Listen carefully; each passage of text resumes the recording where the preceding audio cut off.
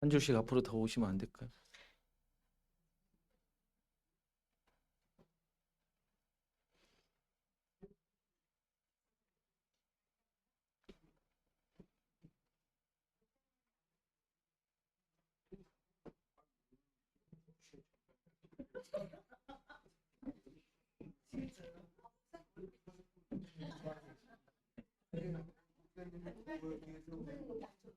제가 더 커 보인다 그러는데 여러분들 눈이 더 이렇게. 음?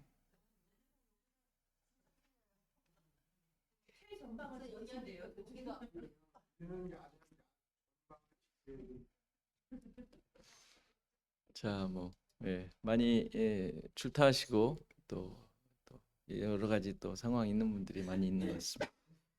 네, 다 같이 사도신경으로 신앙 고백하심으로 주일 예배 하나님 앞에 드리시겠습니다. 나는 전능하신 아버지 하나님 천지의 창조주를 믿습니다. 나는 그의 유일하신 아들 우리 주 예수 그리스도를 믿습니다. 그는 성령으로 잉태되어 동정녀 마리아에게서 나시고 본디오 빌라도에게 고난을 받아 십자가에 못 박혀 죽으시고 장사된 지 사흘 만에 죽은 자 가운데서 다시 살아나셨으며 하늘에 오르시어 전능하신 아버지 하나님 우편에 앉아 계시다가 거기로부터 살아있는 자와 죽은 자를 심판하러 오십니다. 나는 성령을 믿으며 거룩한 공교회와 성도의 교제와 죄를 용서받는 것과 몸의 부활과 영생을 믿습니다. 아멘. 찬송가 21장 찬송하시겠습니다.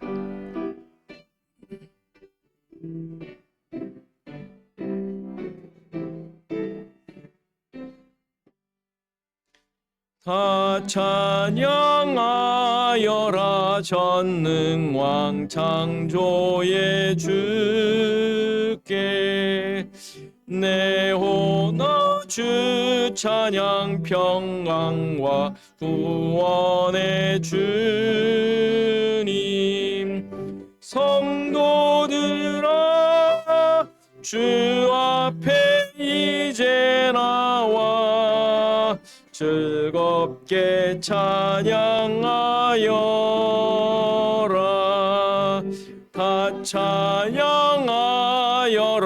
놀라운 만유의 주께 포근한 날개 믿늘 품어주시는 주님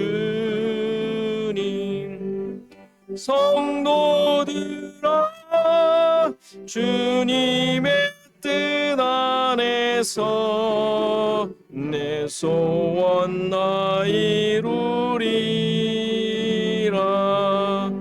다 찬양하여라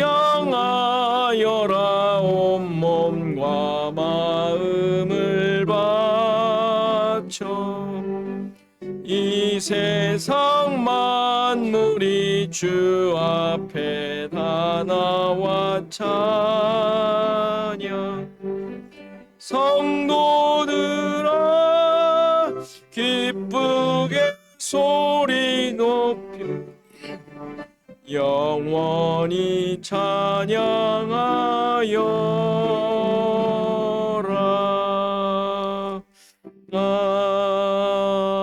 아멘.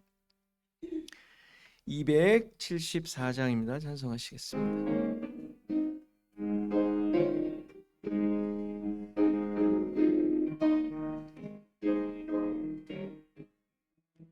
나 행한 것 죄뿐이니 주 예수께 비옵기는 나의 몸과 나의 맘을 깨끗하게 하옵소서.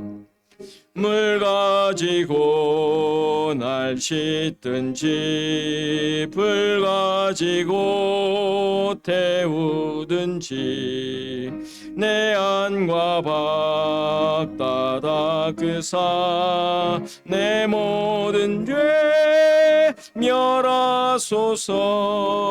내 얻은 은 밝히시니 참 기쁘고 고마우나 그보다 비치오니 정결한 마음 주옵소서. 물 가지고 날 씻든지 불 가지고 태우든지 내 안과 밖 다 닦으사 내 모든 죄 멸하소서.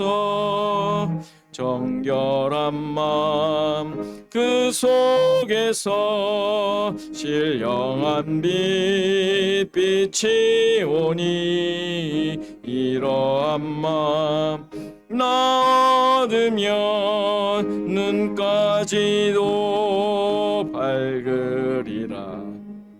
물 가지고 날 씻든지 불 가지고 태우든지 내 안과 밖 다 닦으사 내 모든 죄 멸하소서. 못된 행실 다 고치고 악한 생각 다 버려도 주 앞에서 정결타고 자랑치는 못하리라. 물 가지고 날 씻든지 불 가지고 태우든지 내 안과 밖 다 닦으사 내 모든 죄 멸하소서.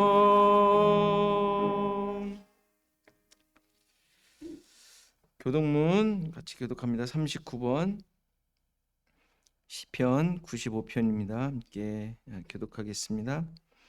오라 우리가 여호와께 노래하며 우리의 구원의 반석을 향하여 즐거이 외치자.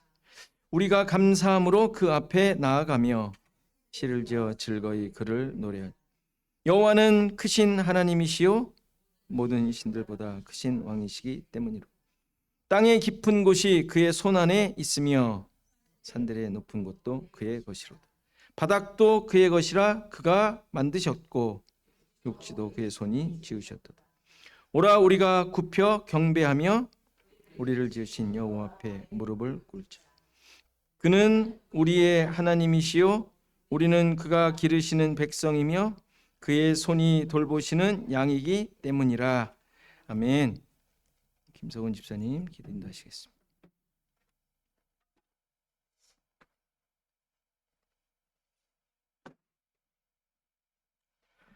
다 같이 기도하시겠습니다. 하나님 아버지, 지난 한 주간도 아버지께서 허락하신 각자의 자리에서 세상과 싸우며 때론 세상과 타협하며 그렇게 지치고 고단한 심령들이 이 자리에 모였습니다. 저희들의 삶을 되돌아보고 우리 스스로를 바라보았을 때에 도저히 이곳에 있을 수 없는 죄인들이지만 하나님 아버지의 그 크신 사랑과 은혜로 말미암아 오직 예수 그리스도 안에 있는 믿음을 의지하여 이 자리에 함께 모여 하나님을 찬양하고 예배하게 하시니 감사를 드립니다. 오늘의 이 예배를 통하여 다시 한번 예수 그리스도께서 우리의 머리가 되시고 우리는 그의 몸된 교회임을 깨닫게 하여 주시옵소서.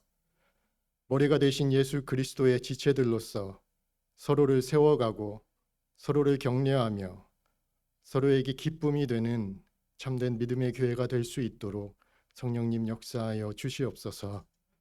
이 시간 목사님을 통하여 저에게 말씀하실 때에 단지 유익한 교훈으로만 받지 않게 하시고 태초에 그 말씀으로 세상을 창조하시고 그 말씀이 육신이 되어 십자가에 달리사 우리의 죄를 대속하여 주신 은혜와 진리의 말씀임을 깨달아 그 말씀 앞에 두렵고 떨림으로 또 기쁨과 감격으로 엎드려져 순종하는 저희가 될 수 있도록 성령님 주장하여 주시옵소서. 그리하여 그 말씀의 능력으로 길이요 진리요 생명이신 예수 그리스도를 쫓아 이 땅을 살아갈 때에 참된 믿음과 자유를 소유한 주의 백성으로서의 삶을 살아갈 수 있도록 성령님 인도하여 주시옵소서. 모든 걸 믿고 감사를 드리오며 예수님의 이름으로 기도합니다.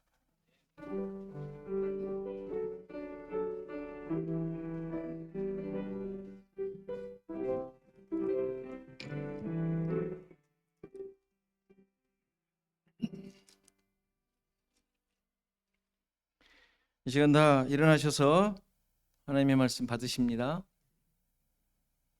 하나님의 말씀은 창세기 40장 1절에서 23절 말씀입니다. 창세기 40장 1절에서 23절 말씀 제가 봉독해 드립니다.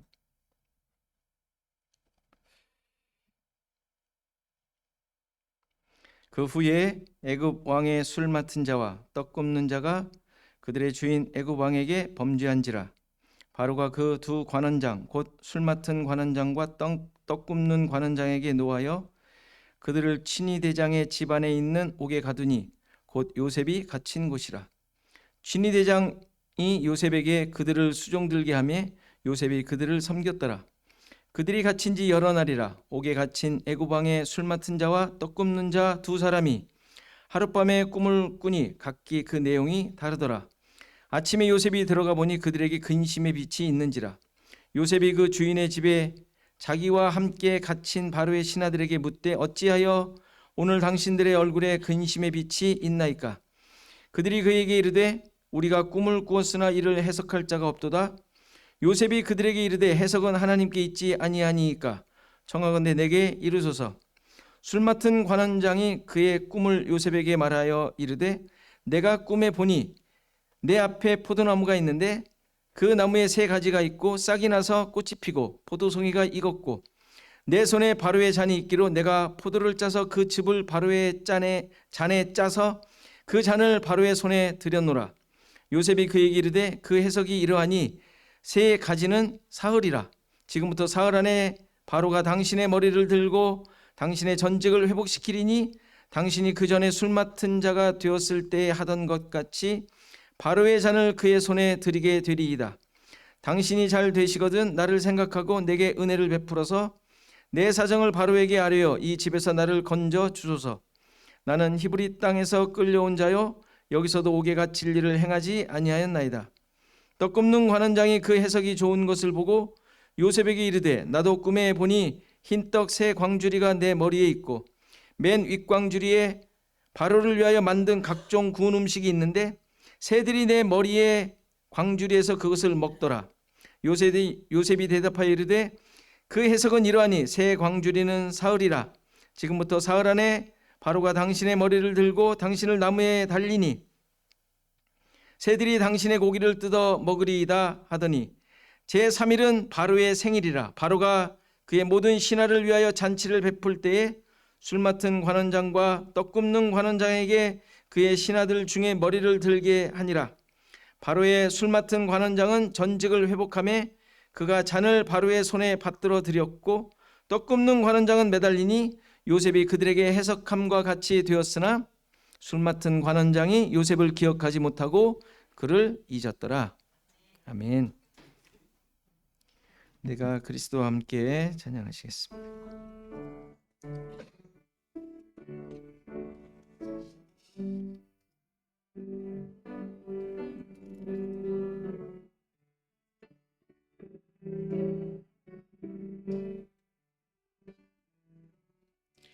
내가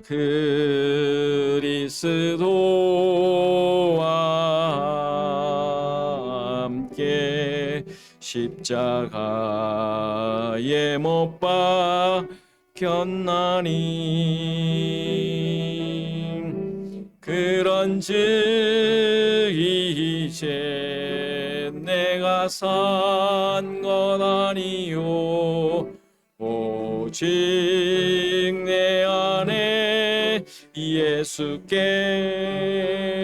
예수께서 사신 것이라. 이제 내가 육체 가운데 사는 것은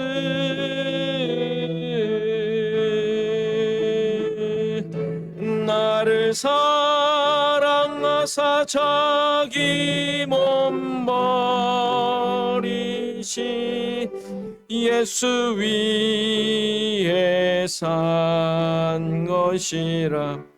내가 그리스도와 함께 한 번 더 합니다. 내가 그리스도와 함께 십자가에 못 박혔나니 그런즉 이제 내가 산 것 아니요 오직 내 안에 예수께서 사신 것이라.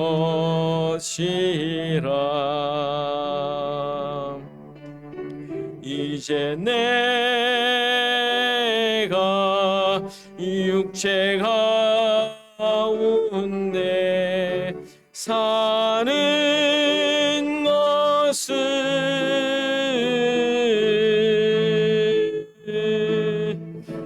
나를 사랑하사 자기 몸 버리신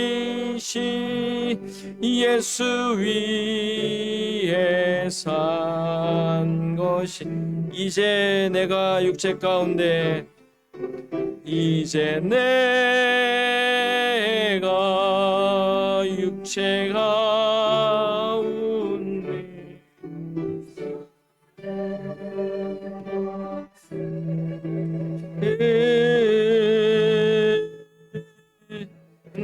나를 사랑하사 자기 몸 버리신 예수 위에 산 것이라.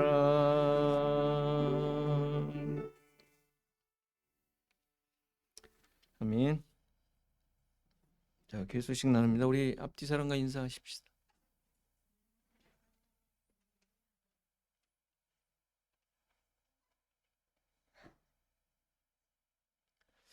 예, 새로운 또 이렇게 자리를 또 주신 우리 아무튼 자매님 환영하겠습니다.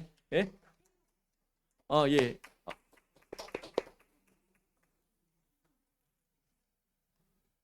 자, 우리 체리 동지들입니다.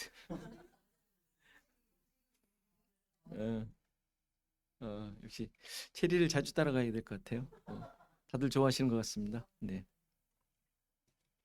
자, 수련회 우리 다 아시듯이 뭐 여기 계신 분들은 거의 신청을 하신 것 같은데, 자, 안 하신 분들은 빨리빨리 해주시고, 이제 한 7월, 8월쯤 되면 구체적으로 계획과 내용들을 여러분들한테 다 알려드리겠습니다. 여러분들 기대하시고 편히 쉬고 또 재밌게 지낼 국리들 하시고, 또 뭘 했으면 좋겠다 아이디어가 있으면 주시면 여러분들의 의견을 적극 수용하여 여러분들 주인공을 만들어 드리겠습니다. 그러니까 좋은 순서나 프로그램 내지는 뭐 시간을 보낼 수 있는 것들, 뭐 화투 이런 거 말고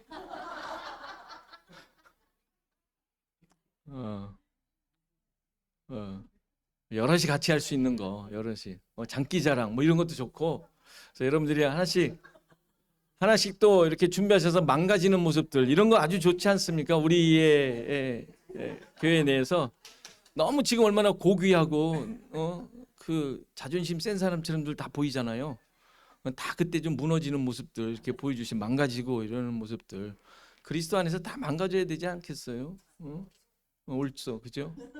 예. 우리가 그리스도가 사시는 거지 내가 사는 게 아니라고 지금 불렀으니까 좀 멋있는 모습들 보여주셨으면 좋겠습니다. 네. 여러분들이 얘기 안 해주시면 제가 만들어서 어쩔 수 없이 아주 망가뜨리는 걸 할 수밖에 없어요. 저는 뭐 자주 망가졌어요. 자, 성경 읽기 시편 이제 133편 이제 마지막 시편 다 가고 있습니다. 여러분들 힘써 주시기 바라고요. 또 이모저모 또 출타하신 분들이 있습니다. 뭐 이렇게 좀 시간 또 여행 가신 분도 있고 한국 방문하신 분도 있고, 여러분들 기도해 주시면 감사하겠습니다. 우리 기도하고 말씀 보시겠습니다. 하나님 아버지, 우리의 삶 속에 진정한 하나님의 하나님 되심으로 인하여 큰 기쁨과 감사와 또 우리의 찬양이 넘치기를 소원합니다.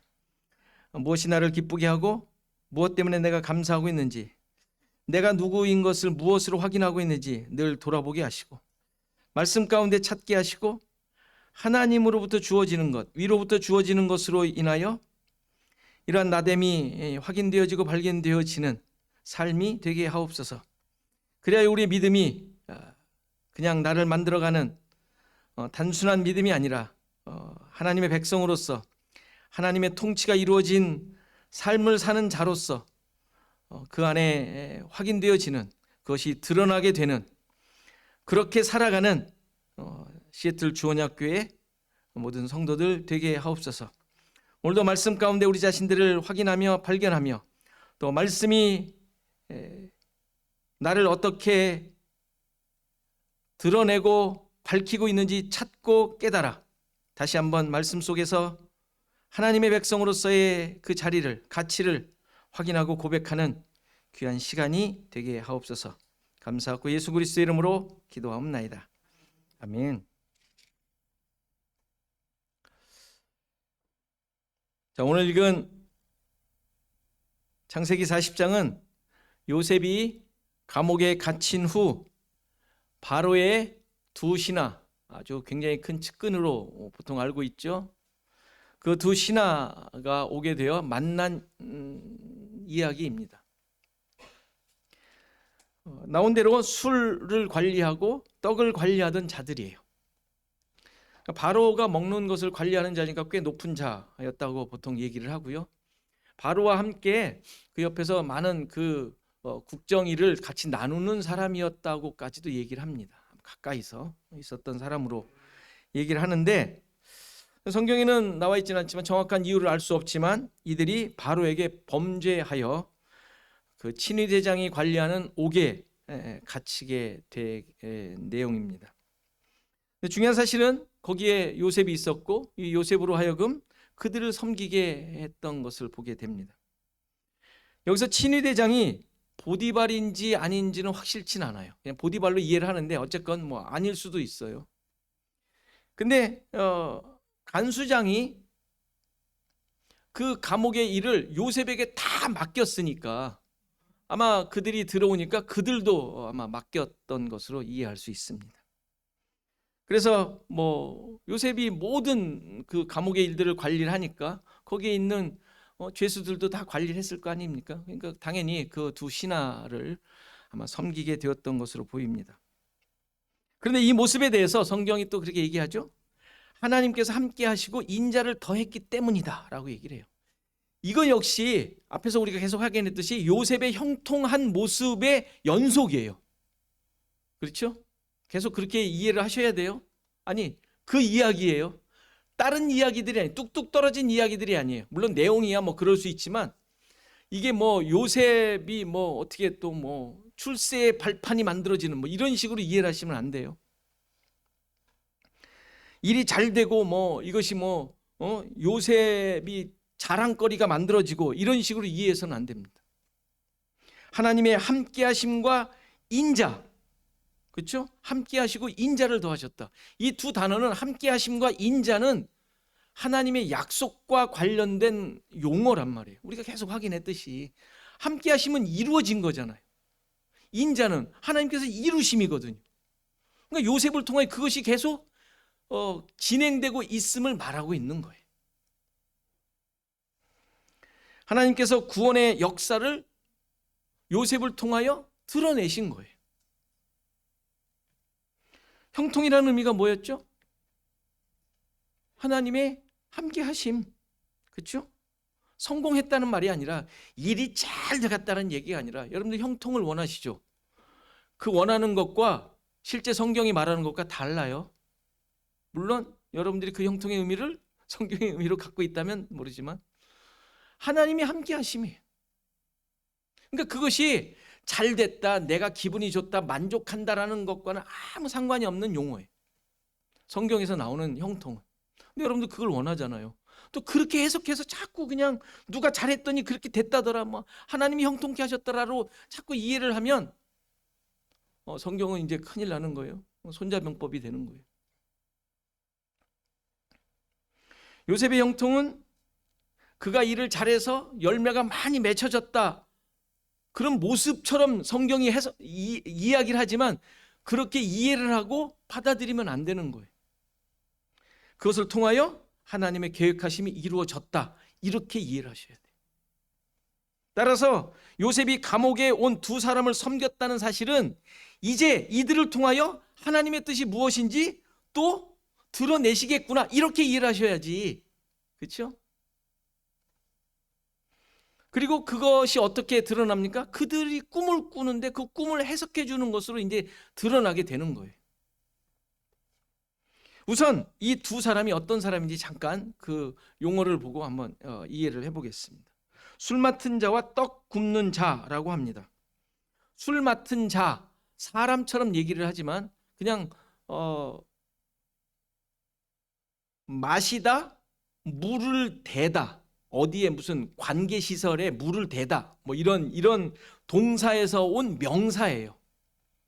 그래서 그냥 사람을 지칭하니까 술을 맡은 자라고 해석을 했는데 그냥 마시게 하는 자, 마시게 하다라는 뜻이에요. 마시게 함, 바로 옆에서 그것을 하는 거니까 그냥 그를 술을 주는 사람으로 해석을 한 거예요.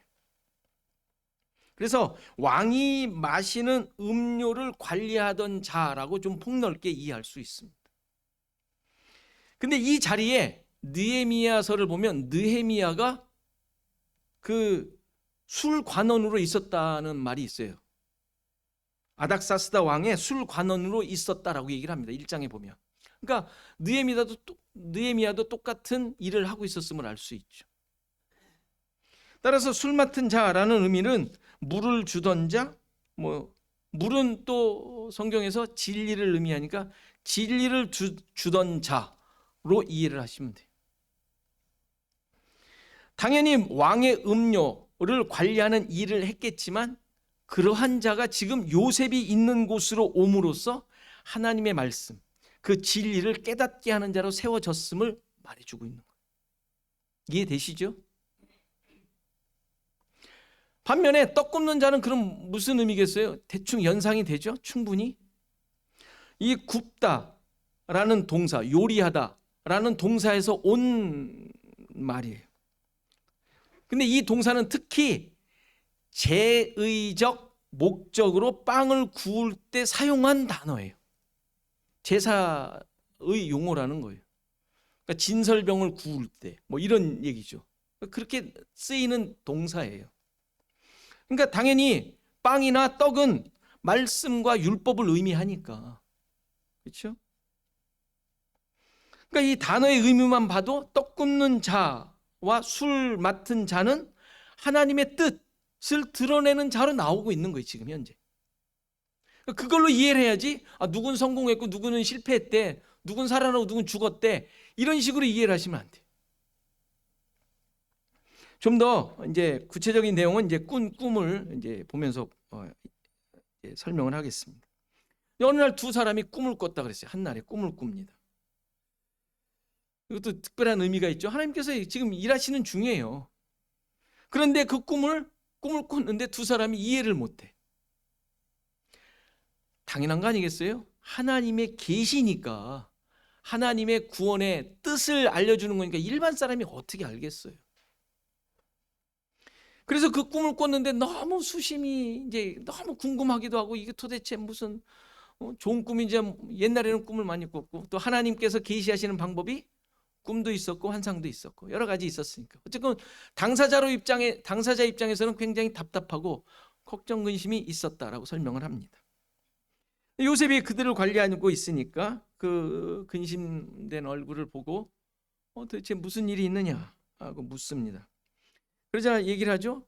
우리가 꿈을 꿨는데 해석할 자가 없습니다. 존댓말은 안 했겠죠. 그들이 더 높으니까. 아무튼 해석할 자가 없다 하면서 이야기를 합니다. 요셉이 뭐라 그래요? 해석은 하나님께 있다. 나한테 얘기해봐라. 웃기죠? 하나님께 있다 그래서 자기한테 얘기하래요. 요셉의 위치를 알 수 있는 내용이죠. 요셉은 지금 하나님의 뜻을 드러내는 자로 있는 거예요. 그러니까 요셉이 무슨 대단한 위치에 있다라는 말을 하는 것이 아니라 하나님의 계시에 대해 설명을 하고 그 뜻을 깨닫게 하는 자로 있음을 말하고 있는 거예요. 지금 자기도 모르죠. 한번 얘기해봐라. 하나님께서 알려주실 텐데 얘기해봐라. 마치 하나님인 양 얘기하는데 그게 아니라 하나님의 뜻을 드러내야 할 자로 있는 거예요. 지금 현재 이렇게 해석하는 자로 하나님의 계시를, 뜻을, 무엇인가 하시려고 하는 내용들을 해석해주고 드러내고 알려주는 자로 있음을 우리는 알 수 있습니다. 지금 계속 그렇게 봐왔어요. 요셉은 보디발의 집에 있을 때와 마찬가지로 감옥에서도 이렇게 인정받아 자기가 일을 잘했다 이 말이 아니라 하나님의 뜻을 드러내는 자로, 복음을 드러내는 자로 있는 거예요. 그러니까 그는 지금 현재 잘 보세요. 자기가 꾼 꿈을 이루는 자로 있어요. 본인은 몰라요. 그렇죠?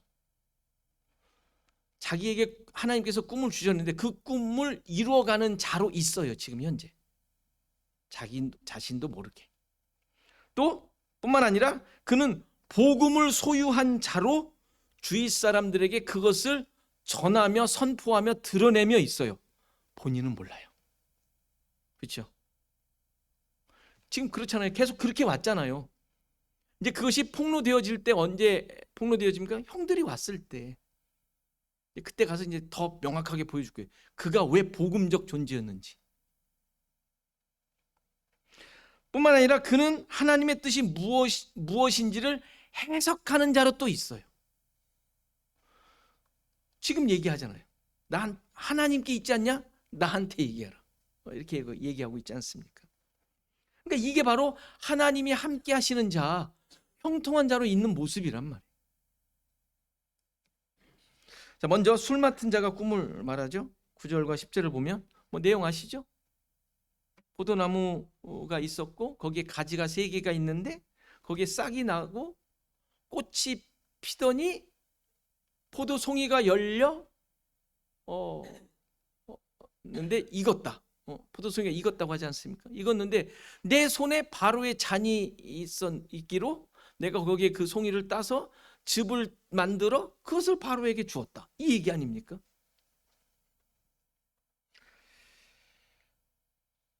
이제 얼추 이제 이런 정도 얘기면 여러분들이 뭐 그런 얘기겠구나. 이런 약간 느낌이 오셔야 돼요. 이미 아까 술 맡은 자가 뭐라는 의미를 드렸으니까. 이제 이것에 대해서 듣고 해석을 해주죠. 3가지는 3일이다. 가지가 3개 있었는데 그 3일이다. 3일 뒤에 너는 네가 예전 일로 복직을 할 것이다. 이렇게 그냥 그 얘기예요. 그렇죠? 복직할 것이다. 근데 그가 복직한다라는 게 도대체 무슨 의미일까요? 이거 뭐 정말 뭐 꿈 가지고 해몽가에게 나와가지고 이게 도대체 무엇입니까 해가지고 자기에게 일어날 앞에 일어날 미래의 일을 얘기해 준 것으로 끝나는 얘기일까요? 당연히 그게 아니죠. 복직되어 다시 일하게 됐다. 아유 감사합니다. 정말 뭐 하면서 뭐 복채 주듯이 딱 주고 나오는 이런 건 아니겠죠. 당연히. 그의 운명에 대해서 설명하는 내용이 아니에요. 당연하죠. 누군가의 미래를 알려주는 게 무슨 의미가 있겠어요? 여러분들 잘 생각해 보세요. 여러분들의 미래를 제가 예언의 은사를 받아 여러분들이 줄을 서서 맨날 여러분들의 미래를 제가 알려준들 뭐가 달라질까요? 하루에 성경 1페이지밖에 안 읽었는데 2페이지 읽으실 거예요? 하나님께 헌신을 요만큼 했었는데 내가 더 해야겠다. 더 하세요? 그게 어떤 미래의 예언에 대한 내용을 알고 여러분들의 삶을 바꾸는 내용일까요? 성경은 그런 얘기 없습니다. 성경은 그렇게 얘기해 주지 않아요. 그게 궁금하거든 점쟁이한테 가세요. 미래를 아는 거 아무 의미가 없어요. 예수님이 오신다는 거 외에 여러분들이 미래에 있을 일을 알 필요가 없어요. 당연히 이들의 꾼 내용은 그들의 모습을 통하여 하나님께서 그리스도의 구원 이야기를 하시려는 거예요.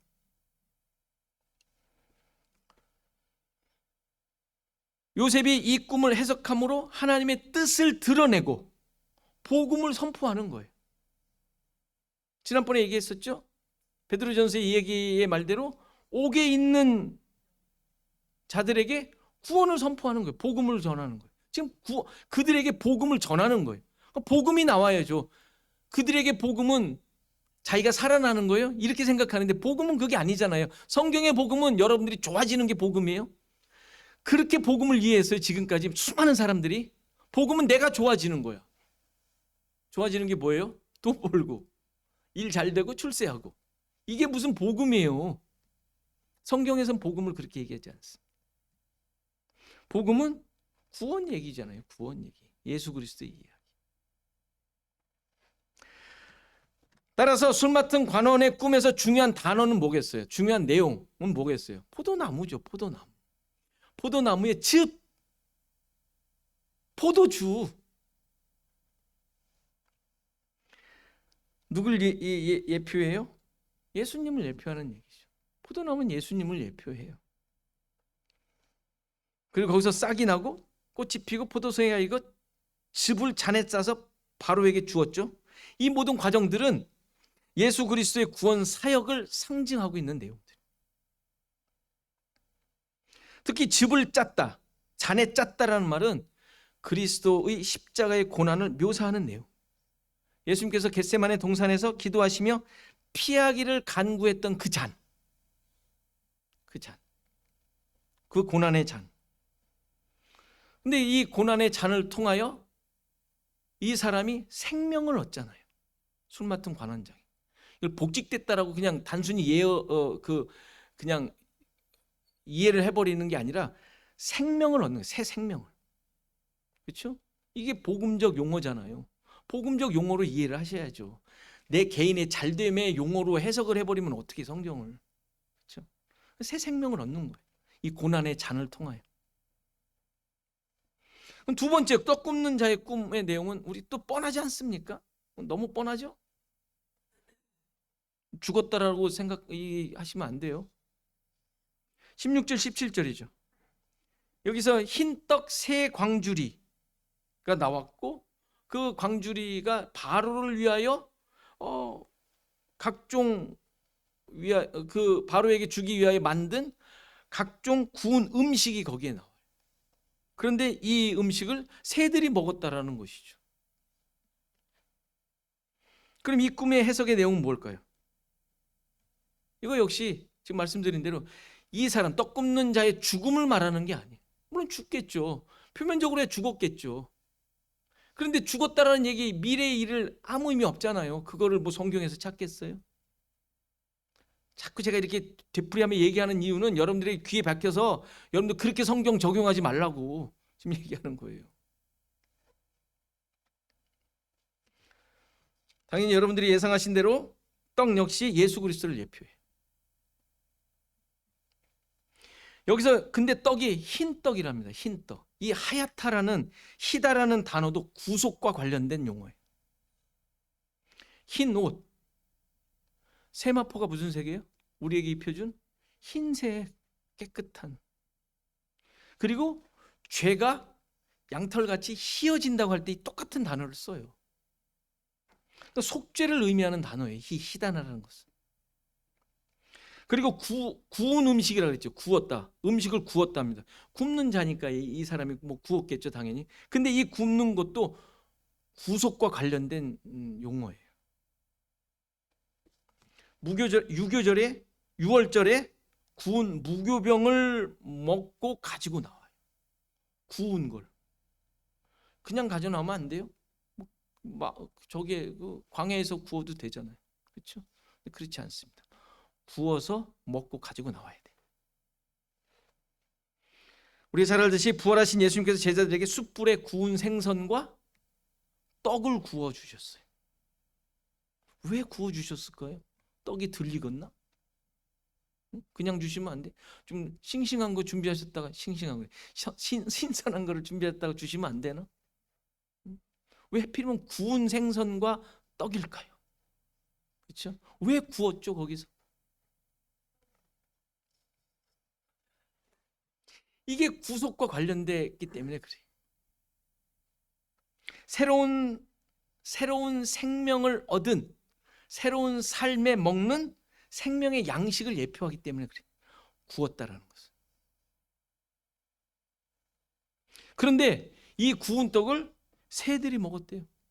뭔가 안 좋은 것 같은 느낌 아니에요? 근데 그게 아니에요.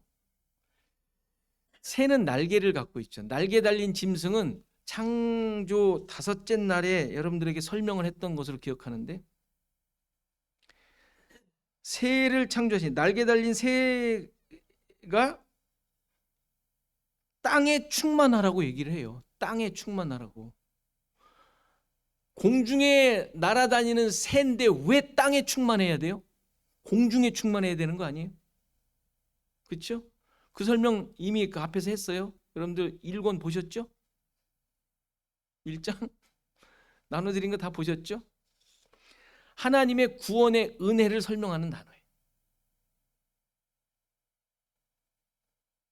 따라서 이 꿈의 해석은 떡 굽는 관원이 나무에 달려 새들이 그 사람의 육체를 먹는다는 것으로 해석을 해줬잖아요, 요셉이. 근데 이 내용은 십자가에 달려 살이 찢기고 저주의 죽음을 죽으신 예수 그리스도의 죽음을, 십자가의 죽음을 예표하고 있는 내용이란 말이에요. 이해되시죠? 그러니까 새가 쪼아 먹었다고 하니까, 그 살을 쪼아 먹었다고 하니까 이게 안 좋은 것으로 해석을 하려고 그래요. 제가 가인에게 표를 주었다라는 것도 설명할 때 똑같은 설명을 했어요. 가인은 나쁜 놈, 하나님을 배반한, 형제를 죽인 놈, 이건 하나님께서 저주를 주셔야 돼, 죽도록 내버려 두셔야 된다라는 이해 속에서 표를 준 거가 굉장히 나쁜 것으로 이해를 했다고 설명을 드렸었죠. 그게 아니라 그런 자를 구원하시겠다는 하나님의 표, 구원의 표를 주신 거라고 설명을 드렸잖아요. 이런 것들도 우리가 그런 거에 사로잡히면 해석이 안 되는 거예요. 다 구원의 이야기인데. 요셉이 여기에서 무슨 이야기를 하겠냐고요. 지금 감옥에 갇혀서. 하나님이 함께 하셔서 그를 통하여 하나님이 무슨 일을 하시려는지 지금 얘기를 하시려고 하는 건데, 한 사람의 출세 얘기를 성경에 썼겠냐고요. 그렇죠? 맨 우리는 출세 얘기로만 생각해서 저렇게 하니까 하나님이 도와주셔서 출세했다고, 우리도 그렇게 하자고. 그게 무슨 성경이에요? 그게 무슨 복음입니까? 결국 이 술 맡은 관원이나 떡 굽는 관원의 꿈 이야기는 예수 그리스도의 고난과 죽음, 십자가와 부활을 비유하고 있는 내용이에요.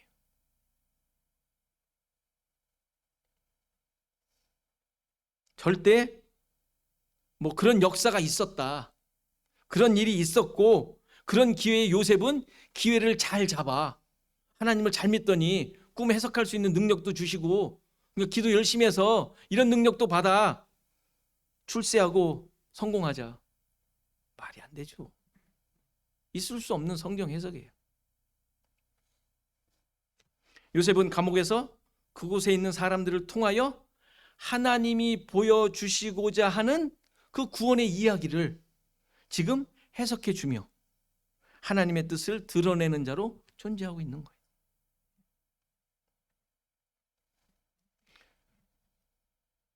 자, 그러면 이 이야기는 우리는 어떻게 또 받아들여야 되죠? 이는 이루어진 내용이잖아요. 그것을 가지고 있는 자로 우리는 있는 거예요. 늘 말씀드리지만 구약의 모든 내용보다 우리는 월등한 자리에 있어요. 구약의 어떠한 믿음의 선진들보다 월등한 자리에 있어요. 이미 약속이 성취된 자들이니까. 그렇죠?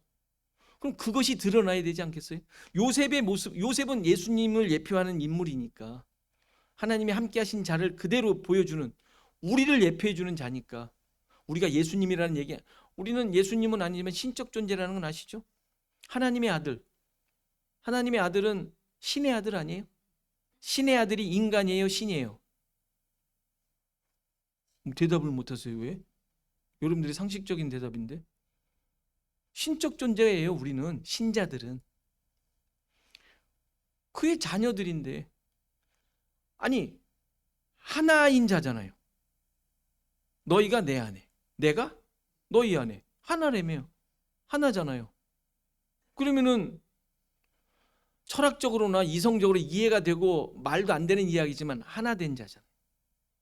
그러니까 말씀이 성취된 자. 우리가 있는 곳에서는 당연히 요셉이 이렇게 드러내고 보여주는 것만 나타날 뿐이에요. 여러분도 그렇게 생각 안 하죠? 얼마나 자기 자신을 하찮게 여겨요? 그죠? 남하고 싸울 때만 자존심이 세. 그죠? 아니 평상시에도 뭐 그런 자존심은 아니지만 아무튼 자존감이 있으셔야 돼. 다른 자들이 성취된 자, 약속이 있는 자, 성취되어 그것이 여러분들이 모든 하는 일들이 이렇게 요셉은 몰라요. 그냥 자기가 알고 있는 대로 하나님께서 주시는 지혜대로 이야기할 뿐이에요. 근데 그게 하나님의 뜻을 드러내며 구원이 어떤 것인지를 보여주는 자로 있잖아요. 우리와 똑같은 자들이죠. 여러분들의 삶에 어떤 모습을 통하여서든지 하나님의 뜻이 드러나게 돼 있어요. 아니라고 말씀드렸어요. 아무리 여러분들 초라하고 내가 이 꼴로 사는데 내가 뭘 하겠어?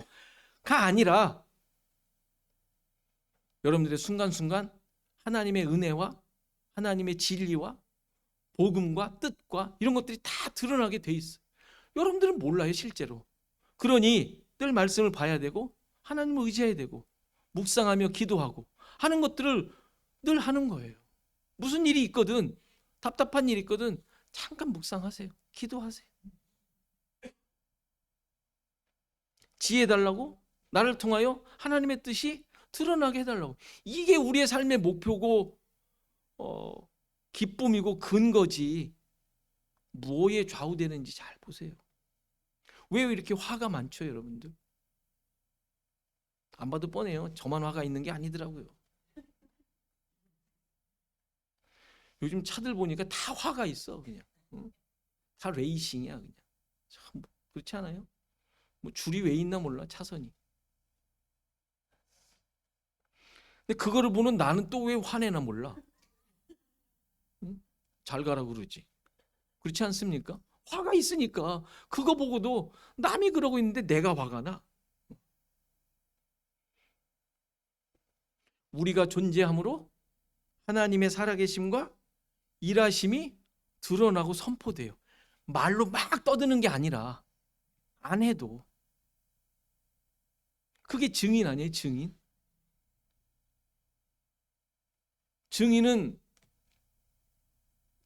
증인이 어떻게 증언을 해요? 내가 법정에 찾아가서 막 고소하듯이 증언을 해요?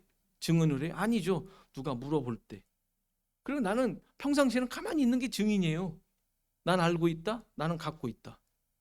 나는 복음을 갖고 있고 예수 그리스도를 갖고 있고 생명을 갖고 있고 약속이 성취된 자로 알고 있는 거예요. 그게 증인이잖아요. 결정적일 때 드러나거든요. 화가 나오면 그 이상한 거예요. 그렇잖아요. 이게 여러분들의 정체성, 아이덴티티예요. 이런 사명을 기억하시고 여러분들이 주어진 상황 속에서 정말 언제 우리가 나됨이 드러날지 모르니까 늘 기억하시고 주님을 의지하며 깨어있는 자로 살아가는 저와 여러분이 되기를 간절히 바랍니다. 다 같이 일어나셔서 290장 찬송하시겠습니다.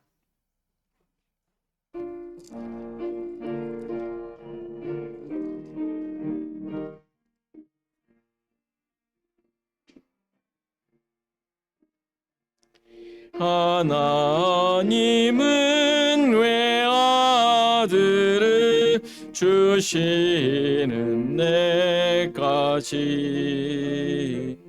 세상 사람 사랑하니 참 사랑이로다.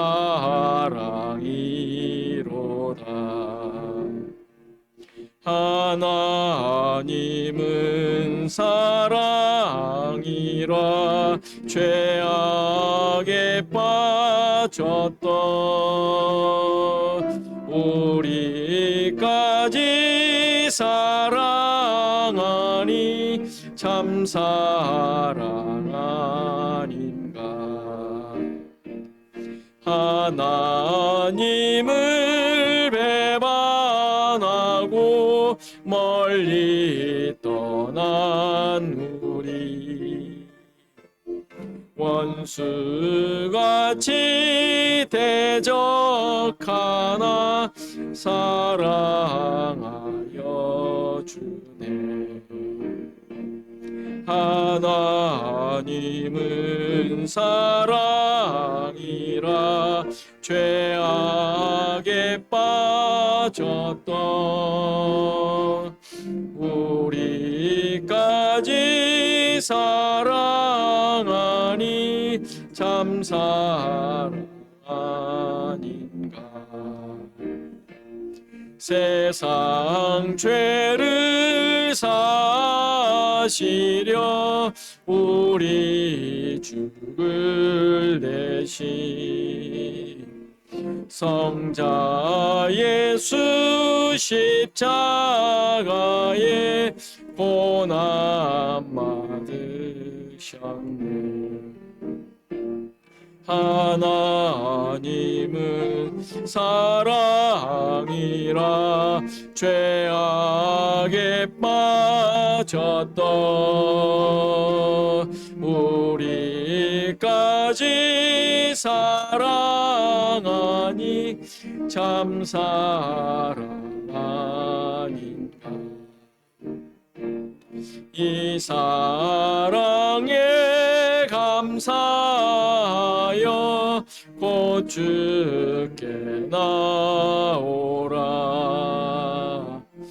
고난 영혼 주께 맡겨 구원을 얻으라.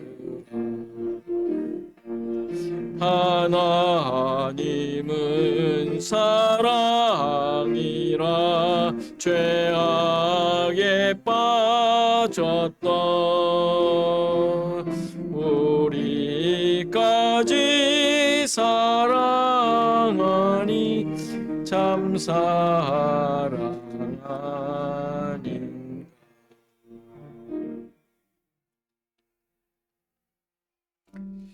우리 기도하는 시간 같습니다. 나를 여기까지 인도하신 하나님의 뜻 깨닫게 하소서.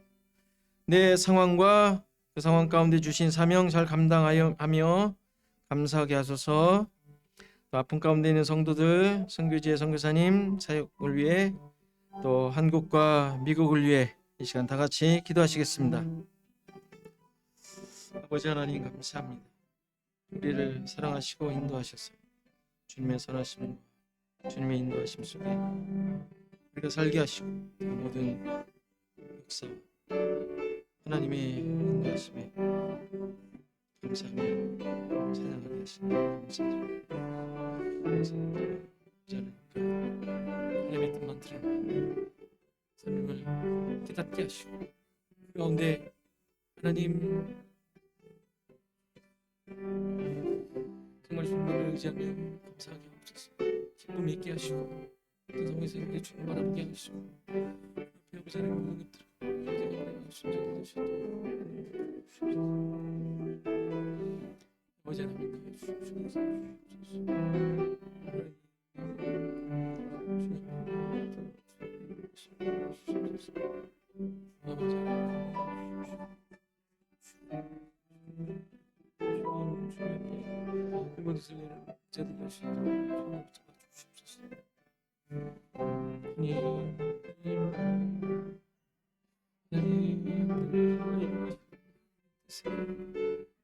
하나님 우리가 순종하는 삶을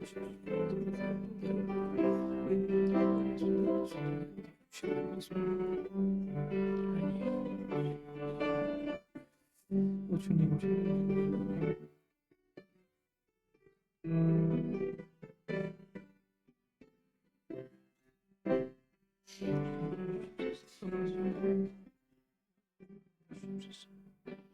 통해서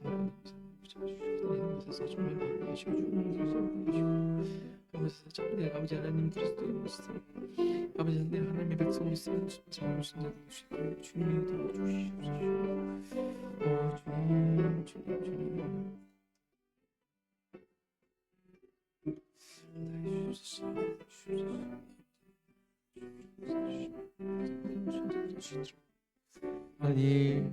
앞에서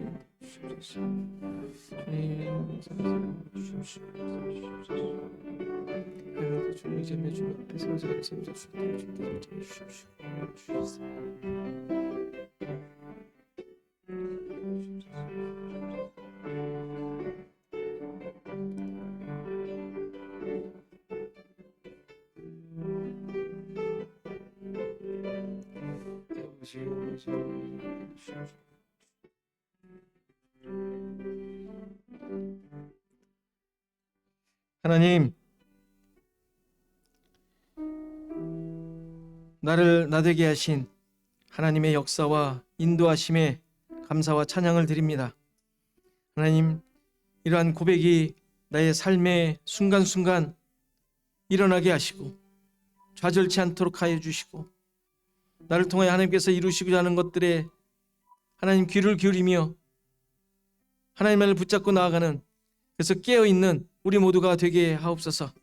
어느 순간 하나님의 손과 하나님의 관심과 시각에서 벗어난 일이 없는 줄 믿사오니 하나님, 그곳에서 참된 하나님의 백성으로서 하나님의 뜻을 드러내고 하나님이 원하시는 그 구원의 놀라운 기적들, 은혜들을 드러내는 우리의 삶이 되게 하옵소서.